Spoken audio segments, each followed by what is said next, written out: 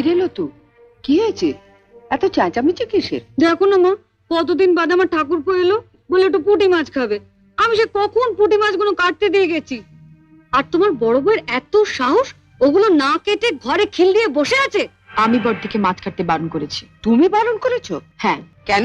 মা, আমরা বাঙালি ঘরের মেয়েরা বিয়ের পর অনেক আশা নিয়ে স্বামীর ঘর করতে এসে ঝিয়ের কাজ করি, এটা আমরা মেনে নিয়েছি। কিন্তু তাই বলে পাড়া প্রতিবেশীর বাড়িতে ঝি না এলে তাদের বাড়ির ঝিয়ের কাজও আমাদের করতে হবে? এটা আমি কিছুতেই মেনে নিতে পারবো না। তা লতু পুঁটি মাছ কাটতে পারে না বলেই না? সে কি মা, আপনার মেয়ে পুঁটি মাছও কাটতে পারে না? সেদিন আমি মোচা কাটতে পারিনি বলে আপনি বলেছিলেন এত বড় ধাড়ি মেয়ে হয়েছো, এখনো মোচা কাটতে শেখোনি? তোমার মামি তোমাকে একদিনে কি শিখিয়েছেন? তা মা, আপনার মেয়ে তো কম ধাড়ি হয়নি, এখনো পুঁটি মাছ কাটতে শেখেনি। আপনি কি শুধু ওকে কলাবাজি করতে শিখিয়েছিলেন?